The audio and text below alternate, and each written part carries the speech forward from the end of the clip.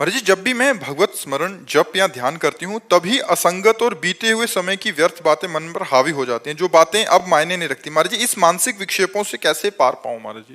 पागल आदमी रोड में खड़ा गाली दे तो हम उससे मतलब नहीं रखते। ऐसे इस समय मन पागल है, पक्का समझो। इसको ऐसे उपेक्षा करनी जैसे पागल आदमी रोड में जा रहे, पागल आदमी आपको गाली दे रहा हो, ईंट मार रहा हो, आपको बुरा थोड़ा लगे कि पर ये लगेगा यार पागल आदमी है। ऐसे इस समय मन विषय में पागल है, संसार में पागल है, माया में पागल है।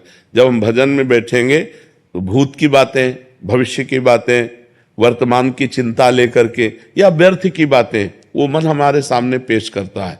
जो मन में छुपी हुई वासनाएं वो बाहर आती हैं। हमको चाहिए कि डट करके नाम जप करते रहें और उनको इस तरह उड़ाते रहें जैसे पागल आदमी की बातें।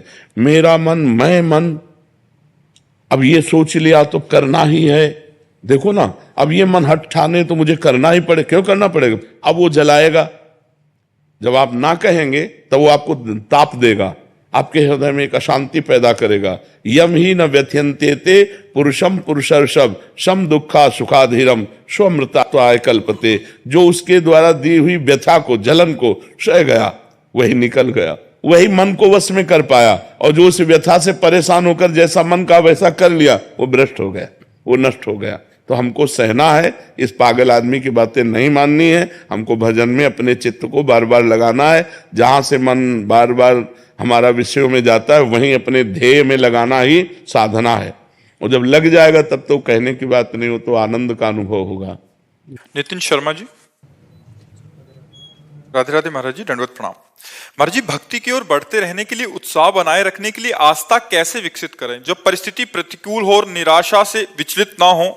महाराज जी ऐसे देखो, प्रतिकूलता और अनुकूलता ये मन का विषय है। मन जब परमात्मा में लग जाता है तो प्रतिकूलता अनुकूलता की परवाह ही नहीं होती। जब तक प्रभु में मन नहीं लगता है तो मन ही तो प्रतिकूल और अनुकूल दुख सुख का भोगता है। और सावई मना कृष्ण पद अरविंदे हो। यदि इस मन को हम भगवान के चरणों में लगवा दें साधन के द्वारा, तो फिर प्रतिकूलता अनुकूलता दुख सुख इनकी कोई परवाह नहीं रहती। हमारा मुख्य लक्ष्य होना चाहिए हर परिस्थिति स्थिति घटना में हमारा मन प्रभु का चिंतन करे। और ये होता है अभ्यास योगी युक्तेन चेतसा नान्यगामिना। अभ्यास किया जाए कि हमारा चित्त, हमारा मन किसी भी परिस्थिति में भगवान का चिंतन न छोड़े। अब वो नाम है, माला है आपके यहाँ गले में, तो आप निरंतर नाम जप करो। इससे हर समय अभ्यास बनाओ नाम जप का।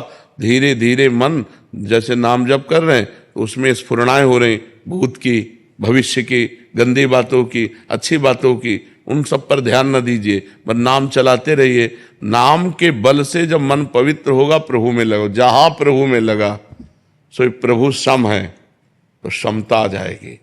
दुख सुख में, मान अपमान में, लाभ हानि में, जय पराजय में, प्रतिकूलता अनुकूलता में समता आ जाएगी। जहां समता आई परमानंद अनुभव आने लगे।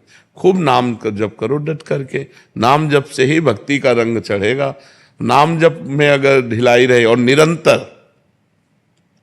कभी माला से, कभी काउंटर से, कभी मन से भी, कोई माला वाला नहीं लिया,